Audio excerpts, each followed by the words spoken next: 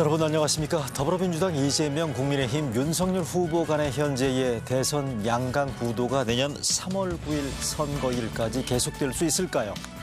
제가 오늘 아침에 이 질문을 드리는 이유는 이번 대선에서 두 후보 간의 비호감도가 대단히 유난히 높기 때문이지요. 그 빈틈을 잃은 바 제3지대 대선 후보들이 야심차게 지금 파고들고 있습니다. 앞으로 선거 판도에 지각 변동이 일어날 수 있을지 주목해야 할 것 같은데 오늘 아침에 이뤄진다는 라이브에 정의당 심상정, 새로운 물결 김동연 후보, 제3지대 대선 후보가 연이어서 출연합니다. 두 후보의 정책과 비전 한꺼번에 비교해 볼 수 있는 좋은 기회일 것 같고요. 오늘 기대해도 좋으실 것 같습니다. 먼저 정의당 심상정 후보와의 대담으로 이뤄진다는 라이브 문을 열겠습니다.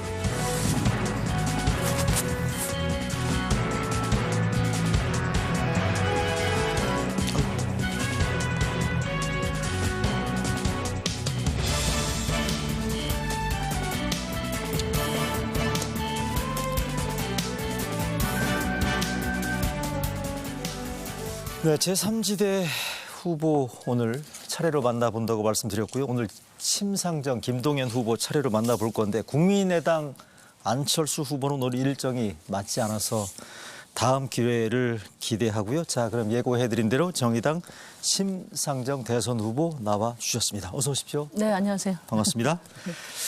먼저 이 프로그램 시청하고 계시는 유권자들이 제일 듣고 싶은 말, 왜 지금 심상정입니까? 네, 우리나라는 누가 뭐래도 세계 10위권의 경제 선진국입니다. 그렇지만 또 선진국 중에 불평등이 가장 심한 나라이기도 합니다. 저 심상정이 경제 지표만 선진국이 아니라 우리 시민의 삶이 선진국인 나라 꼭 만들겠습니다. 그러려면 불평등과 기후위기를 근본적으로 해결하는 전환의 정치가 필요합니다. 그 거대 양당 정치가 만들어 놓은 이 불평등 사회 해결할 수 있는 적임자, 저 심상정입니다. 네, 최근의 대선 흐름을 보면요. 각종 여론조사에서 정권 재창출론보다 정권 교체 여론이 좀 비등하고 있는 이런 양상이란 말이죠. 그래서 최근에 정권 교체 여론이 이렇게 커지고 있는 부분들이 심상정의 대선 가도에는 어떤 영향을 줄 수 있을 거라고 보십니까? 일단 이제 본선 대진표가 확정이 됐는데 국민들 걱정이 이만저만 아닙니다. 그동안에 주로 이제 양당 후보 중에 선택을 해오셨잖아요. 그런데 양당 후보 중에 찍을 사람 없다. 이런 걱정 많이 하시고 심상정 안 나왔으면 어떡할 뻔했냐 이렇게 격려하시는 분도 많이 늘어나고 있습니다. 그러다 보니까 이제 선거 구도도 이제 예전에는 양당 후보가 본선 후보로 확정되면은 40% 이상의 이렇게 지지를 얻게 됐는데 요즘에 여론조사 보면 30%대에 머물고 제3지대라고 하는 분들하고 또 뭐 찍을 사람 없다 하는 시민들이 한 30%를 차지해서 한 333 구도로 진행되고 있는 것 같아요. 여야 33? 네네. 그러다 보니까 그만큼 이제 이번 대선이 심상치 않다 여러 가지로. 그리고 우리 국민들 마음속에도 뭐 끝까지 양당 후보의 가능성을 점검해 보시겠지만 도저히 안 된다고 생각하면 아마 국민의 전략을 바꾸실 거라고 저는 생각합니다. 말씀하신 것처럼 여3, 야3, 나머지 3이라고 말씀해 주셨는데 그러면 민주당, 국민의당을 나눠서 한번 질문을 드려보겠습니다. 네네.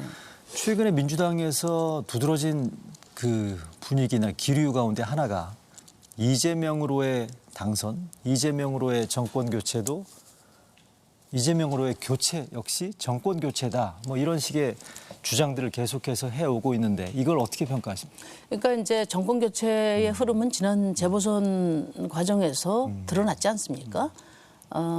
촛불 정부에 대한 실망, 내로남불 정치에 대한 실망이 정권 교체 열망으로 지금 확대되고 있다고 보고요. 그런데 이재명 지사가 민주당보다 더 개혁적이고 더 진보적인가에 대해서 회의감이 확산되고 있다고 봅니다. 그거는 이제 여러 제기되는 도덕적 결함도 꺼림칙하고 또 대장동 사건이 결국은 이제 국정운영 책임자로서의 자격에 아주 결정적인 중요성을 갖고 있거든요. 내년 대선에서 탄생할 대통령은 무엇보다도 부동산 문제 해결 능력을 갖춰야 된단 말이죠. 근데 그런 점에서 그동안의 억강부약 또 불로소득 환수를 강하게 이렇게 외쳐왔는데 이재명 후보가 예. 과연 그럴 능력과 의지가 있나 이 점에 대한 의구심이 매우 커졌다고 생각합니다. 그래서 네네. 이재명 후보로는 지금 이 윤석열 후보를 이길 수 있나 그 점에 대한 의구심을 국민들이 갖고 있습니다. 아, 그렇습니까? 그러면 국민의당 윤석열 후보를 얘기해 보겠습니다. 앞서 말씀하신 정권 교체에 비등하는 그런 여론들을 가장 많이 수혜를 입고 있는 정당과 후보가 국민의힘 윤석열 후보라고 해도 지나치지 않을 것 같아요. 현재 여론상으로 보게 되면. 자, 그렇다면 방금 말씀하신 윤석열 후보를 맞상대할 수 있는 이재명 후보로서는 부족함이 있다라고 말씀해 주셨는데, 그러면 정권 교체의 주인공이 윤석열 후보가 될 수 있다 없다, 여기에 대해서 어떤 의견 갖고 계십니까? 그러니까 이제 그 점에서 국민들 고민이 큰 거죠. 아무리 우리나라 정치가 후진적이라 하더라도 검찰총장하고 4개월 만에 제1야당 대선 후보가 되는 거는 사실 넌센스 아닙니까? 그리고 이번에 고발 사주 사건 같은 거를 보더라도 일체 정치 경험이 없는 분이 대통령이 됐을 때 그 빈 구석을 공작 정치 같은 방식으로 메꿔지지 않겠나, 이런 우려가 굉장히 큰 거예요. 그래서 결국은 정권 교체를 해야 되는데 어떤 정권 교체, 누구로 정권 교체를 할 거냐, 이게 이번 대선의 가장 핵심이라고 생각합니다. 아무리 이제 촛불 정부가 실망을 크게 줬다 하더라도 과거로 정권 교체를 할 수는 없지 않습니까? 그런 점에서 이번에는 시민들이 미래로의 정권 교체를 결단해 주셔야 된다. 양당 중에서만 양당 중에서 집권할 수밖에 없다는 그런 상황이 우리 정치를 퇴행적으로 만들었고, 그래서 결국 국민의 삶을 어렵게 만들었습니다. 34년 동안 양당이 번갈아 집권했지만 세계에서 가장 불평등한 나라가 됐지 않습니까? 양당 간의 정권 교체는 신국 기득권 공수교대에 불과합니다. 이제는 양당 간의 정권 교체를 넘어서 시민의 삶을 살피는 그런 미래 시대 교체로 나가야 된다. 그렇게 말씀드리고요. 저는 20년 동안 오로지 국민의 더 나은 삶을 위해서 애써온 사람입니다. 그리고 사선 의원이지만 기득권에 기대지 않고 또 재벌들 눈치 보지 않고 오로지 국민들이 쥐어주시는 그 힘에 의지해서 여기까지 왔습니다. 당은 작지만 20년 동안 이렇게 소신을 지켜온 정치인이 꼭 필요한 때가 있습니다.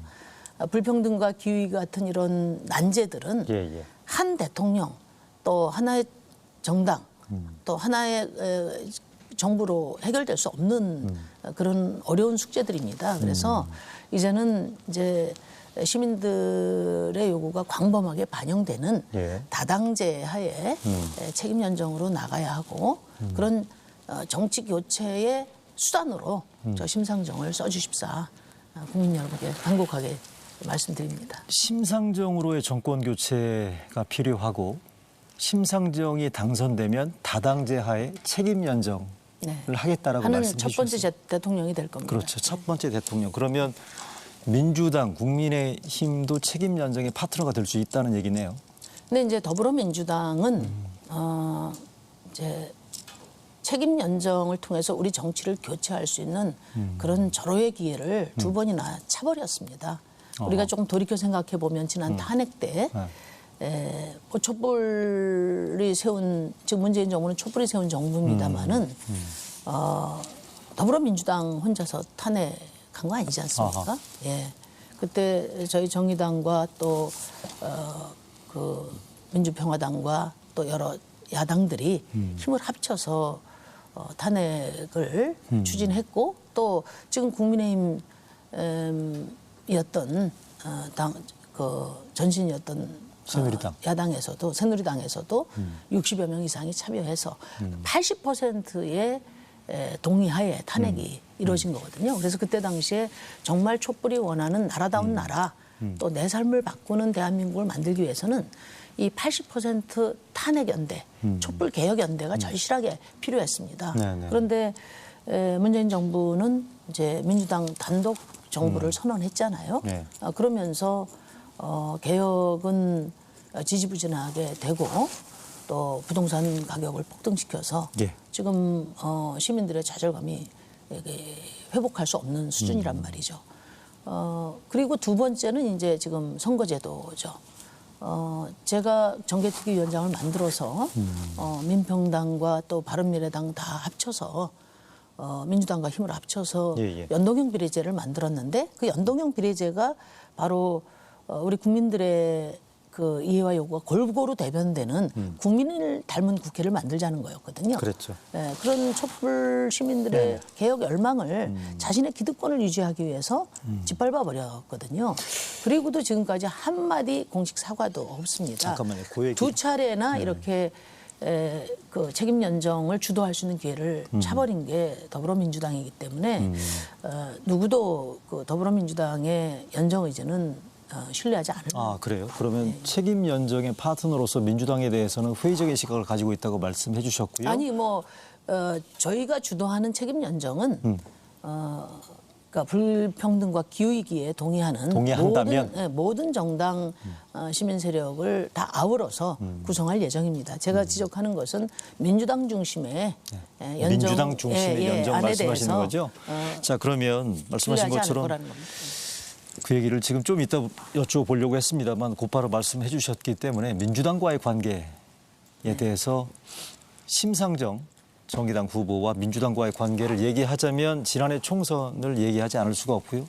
앞서도 방금 탄핵 연대와 관련해서 민주당과의 그 관계를 말씀해 주셨고 지난해 총선 과정에서의 연동형 비례제 당시 관련해서 민주당과의 관계에서 불편했던 그런 지난 시절들에 대한 언급이 있었습니다만 관련된 지난해 총선 직후의 심상정 정의당 대표의 발언 일단 먼저 한번 들어보실까요?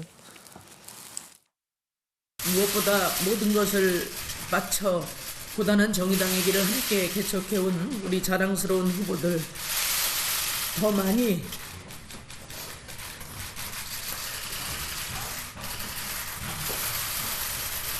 당선시키지 못해서 정말 미안합니다.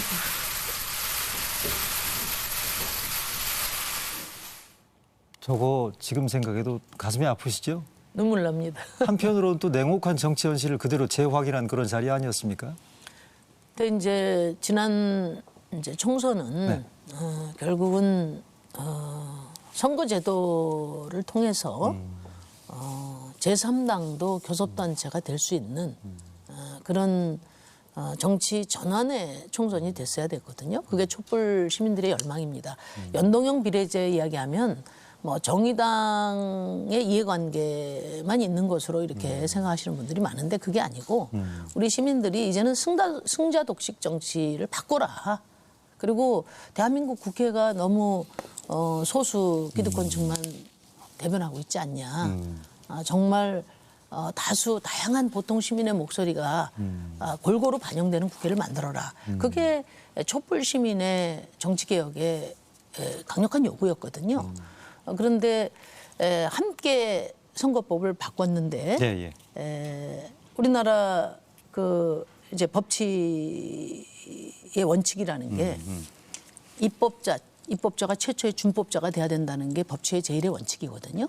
그런데 민주화 세력을 자임하는 더불어민주당이 자신들의 기득권을 위해서 이런 법치 자체를 유린했다는 것이 아마 우리 국민들 마음속에 굉장한 충격으로 남아있을 거라고 저는 생각합니다. 그래서 이번 대선에서 민주당과의 단일화나 연대 가능성에 대해서 선을 긋게 된 직접적인 계기가 됐다라는 말씀이실 것 같고요. 더불어서 이번 대선에서 민주당 그러니까 제3지대 후보가 캐스팅 보트가 될 수 있을 거라는 전망이 지배적인 현재까지의 상황이란 말이죠. 아까 말씀하신 것처럼 제3 후보가 3강 구도로 물론 형성할 수도 있습니다만 제3 후보의 캐스팅 보트 가능성에 대해서 주목을 하는 것과 관련해서 민주당의 단일화 대상으로 정의당이 꾸준하게 거론이 되고 있긴 합니다만 거기에 대해서 그때마다 단호하게 단일화 대상에 대한 질문에 거부 의사를 분명하게 밝혀오셨죠. 오늘도 그 부분들에 대해서는 한번 재확인이 가능하겠죠. 지금 말씀해 주신 걸 보면. 네, 이제 우선 좀 더 근본적인 말씀을 좀 드리고 싶은데요. 대통령 선거는 물론 대통령을 뽑는 게 가장 중요합니다. 그렇지만 내가 투표한 사람이 대통령이 되지 않았다고 해서 다 사표가 되는 것은 아닙니다. 대통령 선거는 국민들의 투표로 시대 정신을 제시하는 거거든요. 누가 대통령이 되더라도 국민들의 정치가 해야 될 일이 방향이 뭐다 하는 그런 시대 정신을 또렷이 드러내는 것이 더 큰 규정력을 가질 수 있다고 생각합니다. 그런 점에서 무슨 최악을 막기 위한 차악의 선택이 아니라 우리 정치의 최선이 무엇인가를 중심으로 국민들의 의사표현이 이루어져야 된다고 생각하고요. 그다음에 두 번째는 사실 더불어민주당과 국민의힘이 34년 동안 번갈아가면서 권력을 잡았습니다. 그런 과정에서 사실 기득권의 한 몸이 되었어요. 그것이 이번 대장동 사건에서 적나라하게 드러난 거거든요. 예. 그래서 양당 후보들 간의 양자 대결에는 수많은 시민들의 그 삶의 어려움과 또 요구와 의사가 배제되는 것입니다. 그러니까 저는 제가 만약에 사퇴를 한다면 그러면 양당에서 대변하지 않는 그 수많은 노동자, 자영업자, 농민 또 우리 청년, 여성 이런 보통 시민들의 목소리는 과연 누가 대변할 것인가? 그게 사표가 된다. 네. 아니 그 수많은 시민들의 목소리가 배제되는 대선은 결국 지금까지 반복된 정치를 계속 하게 할 뿐이거든요. 그런 점에서 저는 수많은 보통 시민의 마이크를 단호하게 지킬 것입니다. 예. 알겠습니다. 근데 민주당 이재명 후보 같은 경우에는 정치는 국민이 한다. 뭐 이 얘기는 국민이 원하면 단일화해야 된다라는 그런 뜻으로 읽히기도 하고요. 또 하나가 정치 현실론과 관련해서 선거 막판에 보수연대, 예컨대 국민의힘 윤석열, 국민의당 안철수 후보 간의 단일화나 연대가 현실화됐을 경우에 민주당 후보와 정의당 후보 간의 연대나 단일화 압박이 거세질 수밖에 없을 것 같아요. 네. 물론 정치에서 가정을 전제로 얘기하는 게 뭐 의미가 없을 수도 있긴 합니다만 여기에 대해서는 어떻게 말씀하시겠습니까? 저는 이제 이전까지의 대선하고는 좀 많이 다를 거라고 생각합니다. 이번 대선이. 왜냐하면 지금 민주당 정부에 대한 국민의 평가가 내로남불입니다. 사실 겉으로는 양당이 매우 격렬하게 싸우는 것 같지만 특히 시민들의 삶을 지키는 데는 뭐 두 당이 다 소홀하거든요. 큰 차이가 없습니다. 그렇기 때문에 양당 간의 그 차별성을 크게 느끼지 못하고 있기 때문에 최악을 막기 위해서 차악의 선택을 해야 된다는 그동안의 그 논리는 국민들에게 크게 설득력이 없습니다. 그렇게 보십니까? 네. 그거를 오히려 뭐 양자 박빙 대결로 갈 거다 이렇게 이야기를 했는데 아마 양자 박빙 대결로 이번 선거가 귀결된다면은 저는 다수의 시민들이 투표장에 나가지 않을 거라고 생각합니다. 그렇게 보십니까? 예, 그만큼 정치의 냉소주의를 부추길 수 있다고 생각하거든요. 그래서 저는 저의 어깨가 무겁다 그렇게 생각합니다. 시민들이 그래도 이후 미래를 향한 어떤 최선의 선택을 할 수 있는 후보가 반드시 있어야 되고 또 그 최선의 선택으로 시민들의 뜻이 표현된다면 누가 대통령이 되더라도 그 방향을 거스를 수 없을 것이다. 그렇게 생각하고 이번에 이제 지금 대진표가 확정됐는데도 불구하고 333 정도의 분포를 보이는 것은 우리 시민들의 마음의 갈등이 매우 크다는 거. 또 과거와 같은 그런 차악이라도 두 당 후보 중에 하나 선택해야 된다. 이런 선택 전략을 이번에 바꾸실 가능성이 매우 크다. 그래요? 예, 하여간 그렇게 뭐 생각합니다. 누차에 걸쳐서 그래야 단일화에 또 대해서는 우리 사회가 미래로 나갈 수 있으니까요. 그러니까 여러 차례에 걸쳐서 지금 말씀하시는 걸 보면 단일화에 대해서는 가능성을 차단하고 계시는 것 같고 하나 더 괜찮으시면 질문 드려보겠습니다. 단일화 아닌 연대입니다. 정치가 또 현실이다 보니까 정의당 입장에서 보면 두 가지입니다. 대선에서 정의당이 중대 가치로 지금 지향하고 있는 노동, 환경 등등에 대해서 예컨대 여당 후보, 민주당 후보가 노동부 장관이나 환경부 장관을 정의당 쪽에 제안한다고 했을 때 이런 연대에 대해서는 어떤 입장이십니까? 지금 이제 다 후보들마다 대전환의 시기라고 말을 하거든요. 불평등도 이대로 놔두면 우리 공동체가 붕괴합니다. 우리 합계 출산율 0.84가 그걸 말해주거든요.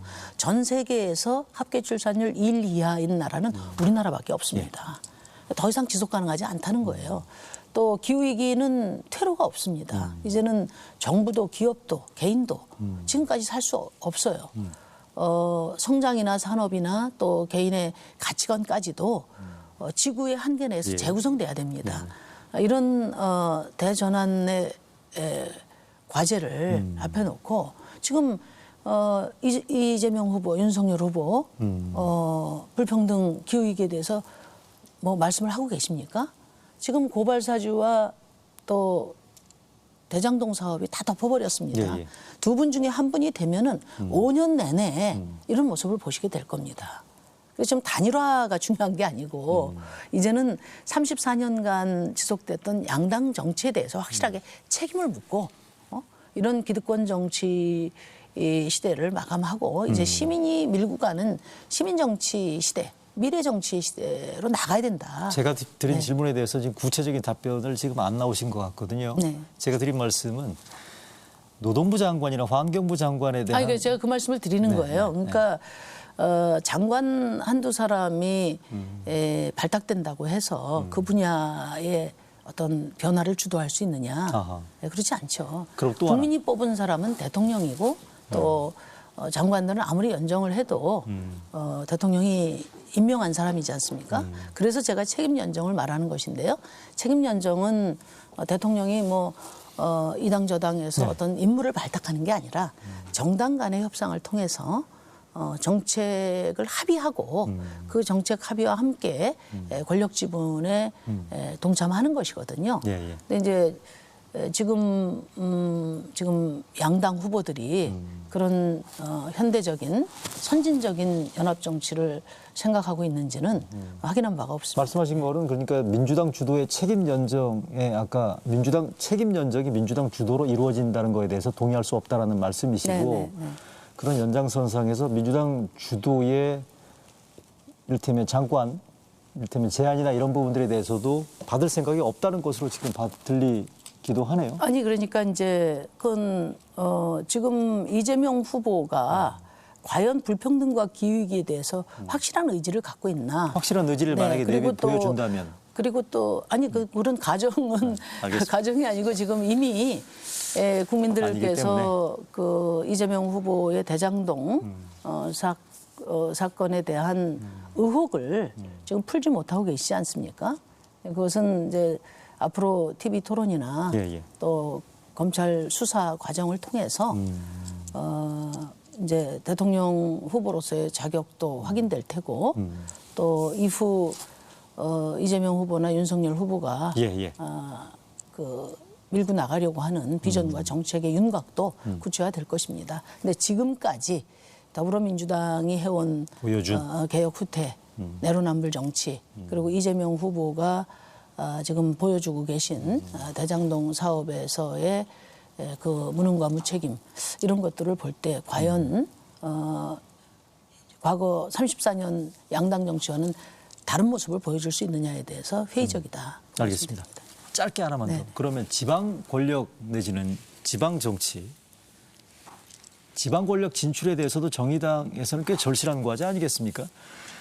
6월 초에 예정되어 있는 지방선거에서 예컨대 민주당에서 뭐 경기지사랄지 울산시장 정도를 제안하는 경우에 대해서는 어떤 식의 뭐 상정이 가능하다고 지금 뭐 그런 가정이 다 지금 앞선 얘기라고 알겠습니다. 생각하고요. 그런 얘기들이 나오기 때문에 기존의 그 개혁연대나 또는 뭐 촛불연대나 이런 것을 그 지금 적용하기 어렵다고 봅니다. 왜냐하면 촛불 정부로서 우리 국민들이 바랬던 그런 뭐 정치 개혁은 사실 배신했고요.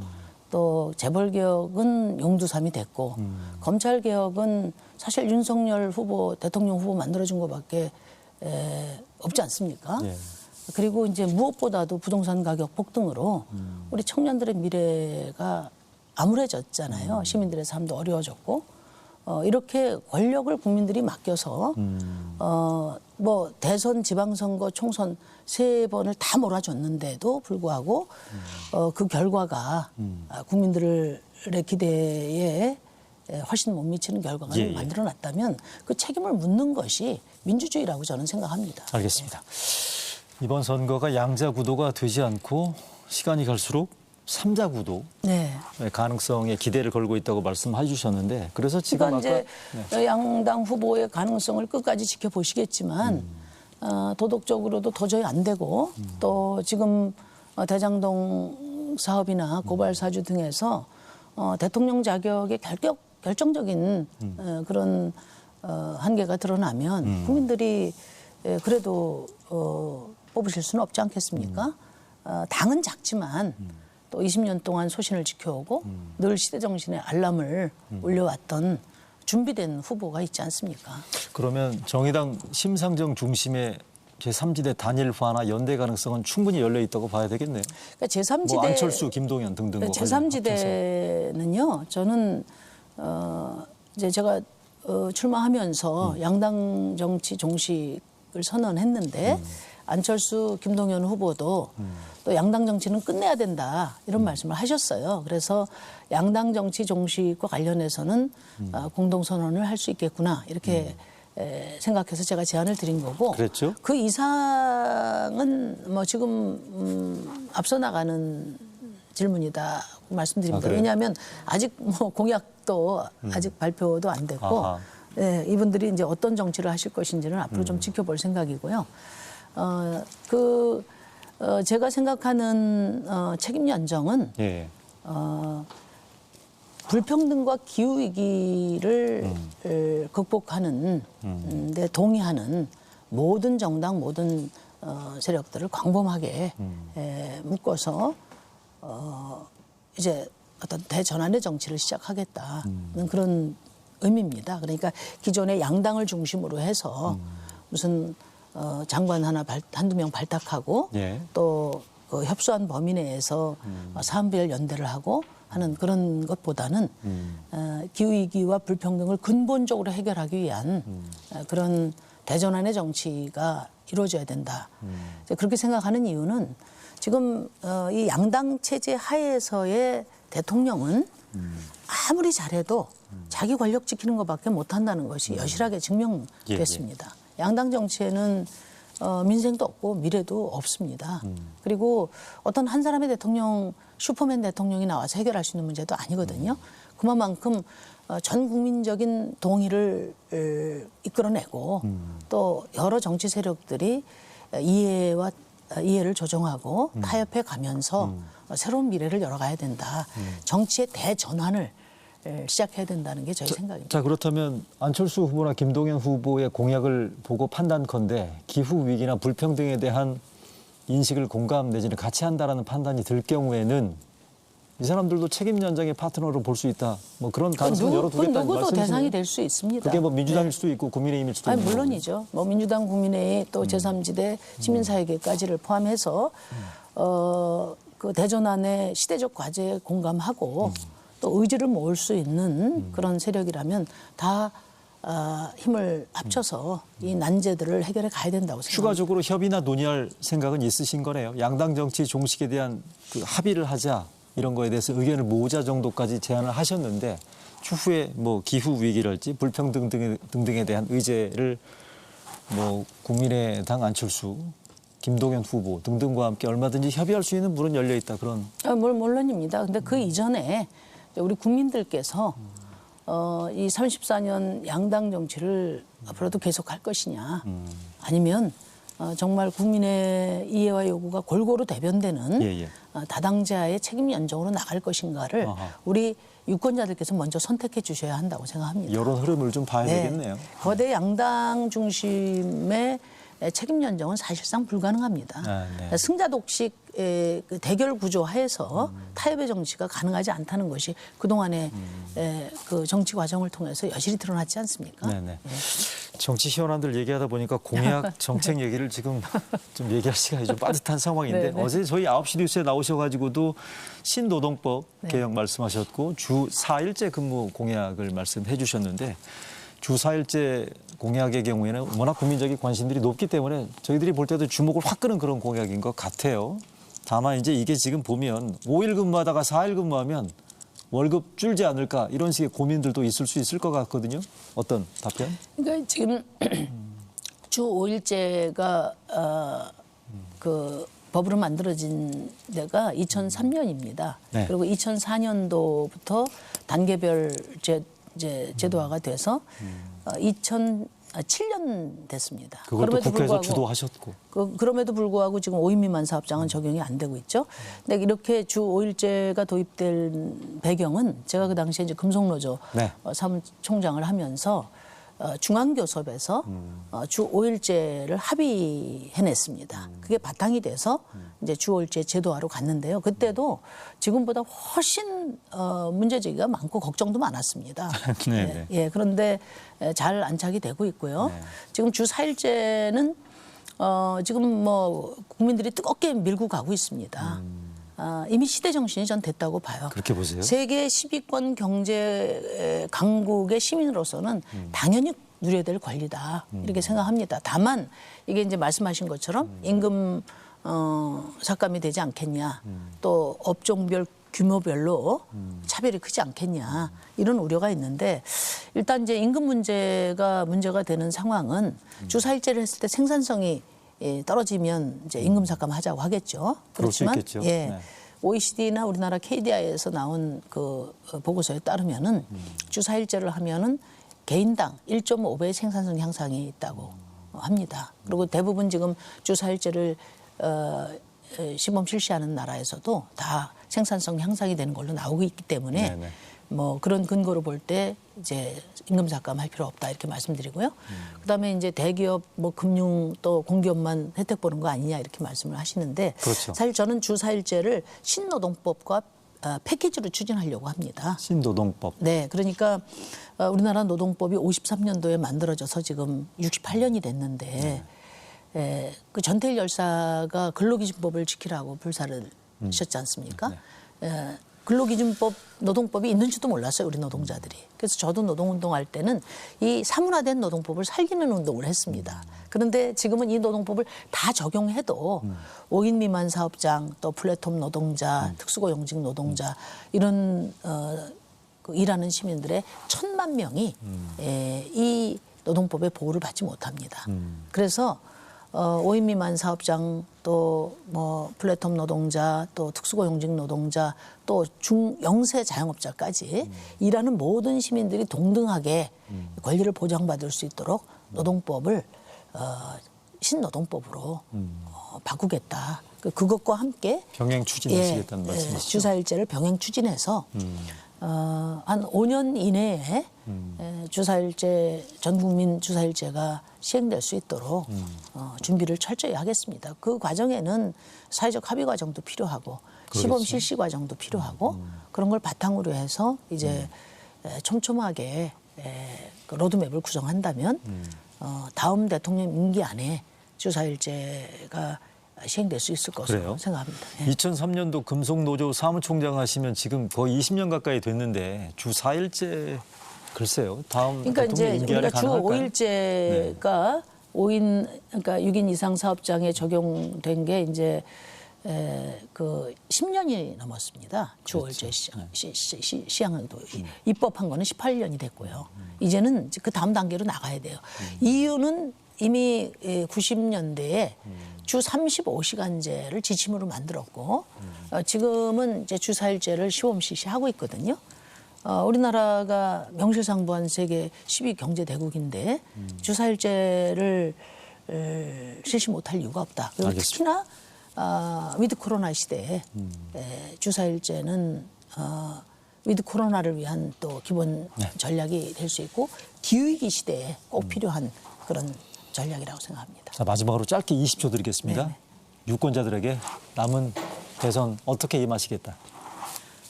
손자병법에 보면 선승구전이라는 말이 있습니다. 그러니까 힘으로 이기려고 하는 장수가 어리석다 그렇게 말을 합니다. 저는 이미 국민들 마음속에서 이기고 있다고 생각합니다. 이제 3개월 동안 3개월 한 반 남았죠. 이 기간 동안 열심히 노력을 해서 정치에서 승리를 거둘 수 있도록 최선을 다하겠습니다. 알겠습니다. 오늘 이렇게 귀한 시간 내주셨는데 연말 연초에 한 번 더 모실 수 있는 기회 가졌으면 좋겠네요. 네. 또 TV 토론 때도 한번 뵙는 기회 기대하겠습니다. 자주 기회를 만들어 주십시오. 네, 알겠습니다. 큰 정당 후보들은 하루 종일 이제 보도가 되지만 네. 또 이제 저희는 이제 보도량이 많이 작으니까 기회를 많이 알겠습니다. 만들어 주십시오. 휴일 아침에 나오셔서 다시 한번 감사드립니다. 네, 감사합니다.